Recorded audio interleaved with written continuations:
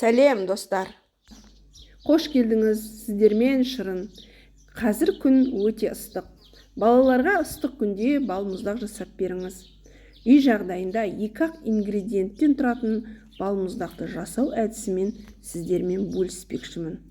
Ол үшін бізге қаймақ және сгущенка қажет. Қаймақ 20%-дан төмен болмау керек.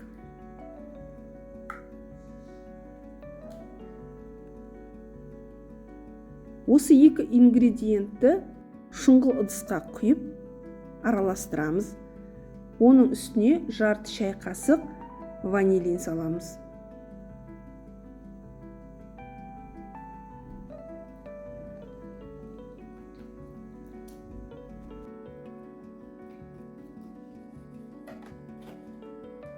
Жақсылап араластырып болғаннан кейін ыдысқа құйып мұздатқышқа 6-7 сағатқа қоямыз.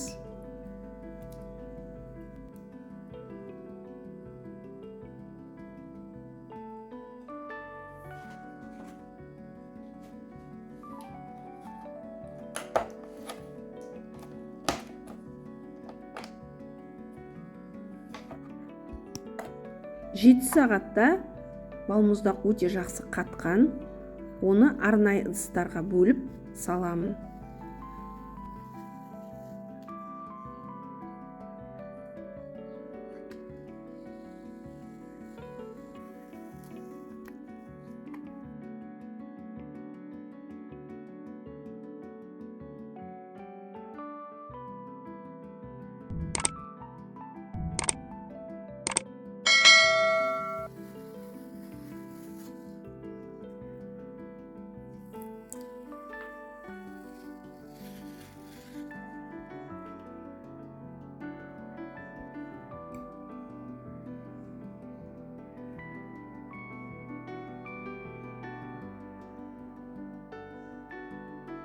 Өзіңіздің қалауыңызша балмұздаққа әртүрлі жеміс-жидектер, шоколадтар қосуға болады.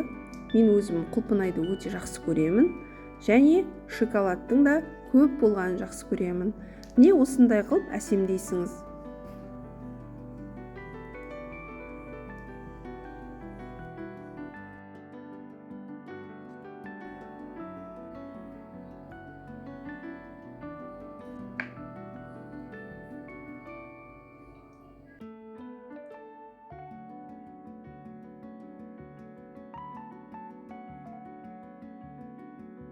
Балмұздаққа қоюлатылған сгущенка қоссаңыз да болады, ерітіп шоколад қоссаңыз да болады, әртүрлі жаңғақтар қосып жесеңіз де болады.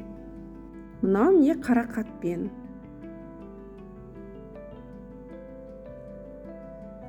Мұндай ыстық күндері балаларыңызға жасап берген балмұздақ оларға ұнайтынына мен сенімдімін. Балмұздақ менің балаларыма өте ұнады. Сіз де балаларыңызға жасап беріңіз. Рецепт ұнаса, пікірлеріңізді жазып, лайк басып, тіркелуді де ұмытпаңыздар. Келесі видеода кездескенше, қош сау болыңыздар.